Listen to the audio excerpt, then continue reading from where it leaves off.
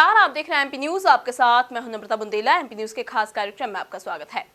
अक्सर देखा जाता है कि जब भी चुनाव करीब हो, चाहे वो कोई भी चुनाव हो, जब भी चुनाव करीब होते हैं तो ऐसे में पार्टियों के अंदर ही अंदर अंदरूनी कलह और मान मनोबल का सिलसिला भी शुरू हो जाता है। और कुछ ऐसा ही देखा जा रहा है इस वक्त बुंदेलखंड की सियासत, बुंदेलखंड की राजनीति में भी, क्योंकि दमोह विधानसभा क्षेत्र में जहां उपचुनाव होना है तो ऐसे में वहां पर भी लगातार बीजेपी के अंदर अंदरूनी कलह शुरू हो गई है। राहुल सिंह लोधी और जयंत मलैया के पुत्र सिद्धार्थ मलैया को लेकर हमारे संवाददाता नमन इस वक्त हमसे जुड़े हुए हैं। नमन, ये किस तरह से पूरा मामला सामने आया है और आखिर बीजेपी किस तरह से इस समस्या से उभरती नजर आएगी? जी देखिए, निश्चित तौर पे बुंदेलखंड विधानसभा, जो बुंदेलखंड क्षेत्र है, यदि वहां से हम दमोह विधानसभा की बात करें तो दमोह विधानसभा में पूर्व वित्त मंत्री जयंत मलैया जो है काफ़ी समय तक विधायक रहे हैं। वहीं उसके बाद जब ये पूरी विधानसभा की बागडोर राहुल सिंह लोधी के हाथों में आती है तो राहुल सिंह लोधी कांग्रेस छोड़ करके भारतीय जनता पार्टी का दामन थाम लेते हैं। जैसे ही राहुल सिंह लोधी भारतीय जनता पार्टी का दामन थामते हैं तो वो अपने पद से इस्तीफा दे देते हैं, जिसके बाद अब एक बार फिर से जो है उपचुनाव की बिसात दमोह विधानसभा में बिछ चुकी है। यदि बात की जाए तो राहुल सिंह लोधी ने पिछले चुनाव में पूर्व वित्त मंत्री जयंत मलैया को हराया था, जिसके बाद से राहुल सिंह लोधी जीत करके वहां से विधायक बने थे। वहीं उनके कांग्रेस छोड़ करके भाजपा में आने के बाद अब एक बार फिर से जब उपचुनाव की बिसात बीत चुकी है तो विवादों का और अंदरूनी कलहों का जो दौर है वो शुरू हो चुका है। क्योंकि पूर्व वित्त मंत्री जयंत मलैया जो है वो चाहते हैं कि उनके पुत्र सिद्धार्थ मलैया को जो है उस विधानसभा से टिकट मिले और वो भाजपा की तरफ से चुनाव वहां से लड़े। लेकिन सीएम शिवराज सिंह चौहान और भाजपा प्रदेश अध्यक्ष वीडी शर्मा जब अब से कुछ दिनों पहले दमोह विधानसभा के दौरे पर गए थे तब उन्होंने स्पष्ट रूप से कहा था कि दमोह से जो टिकट मिलेगा वो राहुल सिंह लोधी को ही मिलेगा।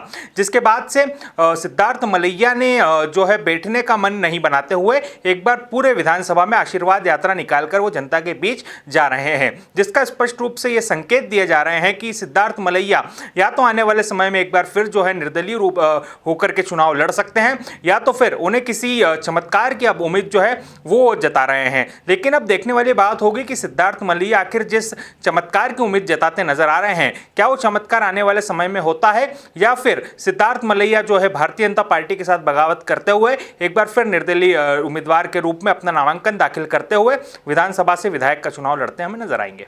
तो 7 बार दमोह विधानसभा क्षेत्र से विधायक रहे हैं जयंत मलैया और इसीलिए अपना राजनीतिक वजूद बचाने के लिए वो अपने पुत्र सिद्धार्थ मलैया को भी चुनावी मैदान में उतारना चाहते हैं। लेकिन 2018 के चुनाव में उन्होंने राहुल सिंह लोधी से विमात खा गए थे और राहुल सिंह लोधी कांग्रेस छोड़कर बीजेपी में आए हैं और इसीलिए बीजेपी उन्हें इनाम स्वरूप यह टिकट दे रही है। लेकिन एक तरफ जयंत मलैया को भी अपना राजनीतिक वजूद बचाना है। अब देखने वाली बात होगी कि बीजेपी संगठन आखिर इस समस्या से कैसे उभर पाता है। लेकिन नमन, इसके आगे सवाल यह भी सामने आता है कि बीजेपी के शीर्ष नेतृत्व का इस पर क्या कहना है और कांग्रेस अब निशाना किस तरह से साध रही है?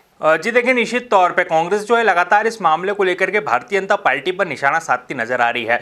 चूंकि ये निशाना कांग्रेस इसलिए साध रही है क्योंकि राहुल सिंह लोधी जो है कांग्रेस छोड़ करके भारतीय जनता पार्टी में शामिल हुए थे। तो इस पूरे मामले को लेकर के कांग्रेस कहीं ना कहीं जो है अंदरूनी रूप से कहीं ना कहीं हम कहें कि वो अंदरूनी रूप से कहीं ना कहीं कांग्रेस को इस बात की एक भनक है कि आने वाले समय में भी जो है इस तरह के कई विधायक जो है पार्टी छोड़ करके भाजपा में शामिल हो सकते हैं। तो कांग्रेस कहीं ना कहीं इस पूरे मामले को लेकर के भारतीय जनता पार्टी पर अभी से जो है निशाना साधते हुए नजर आ रही है।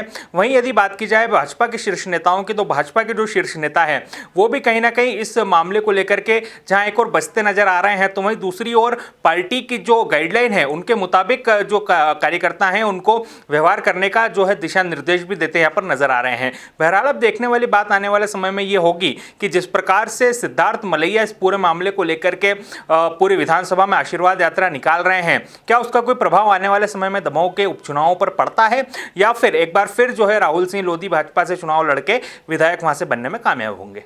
ये तो बिल्कुल देखने वाली बात होगी, क्योंकि जहां एक तरफ अपनी राजनीतिक जमीन बचाने के लिए जयंत मलैया अपने सुपुत्र सिद्धार्थ मलैया को चुनावी मैदान में उतारकर पूरी ताकत लगाते वहां पर नजर आ रहे हैं, तो दूसरी ओर शिवराज सिंह चौहान खुद जाकर, प्रदेश अध्यक्ष खुद जाकर वहां पर राहुल सिंह लोधी के नाम की मोहर लगा भी चुके हैं और लोधी को टिकट मिलना तय है। लेकिन इसके बावजूद भी सिद्धार्थ मलैया अपनी ताकत, अपनी जोर आजमाइश लगाने में कोई कोर कसर नहीं छोड़ रहे हैं और बीजेपी लगातार अब जयंत मलैया और उनके पुत्र सिद्धार्थ मलैया को मनाने में लगी हुई है। अब देखने वाली बात होगी कि इस मान मनोबल का कितना प्रभाव जयंत मलैया और सिद्धार्थ मलैया पर पड़ता है।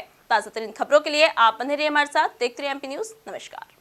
एमपी की नब्ज, एमपी का हाल, मध्य प्रदेश की हर खबर एमपी न्यूज टीवी के साथ। लगातार खबरों के लिए सब्सक्राइब करें हमारा YouTube channel MP news TV. Latest updates के लिए बेल आइकन दबाना जरा भी न भूलें।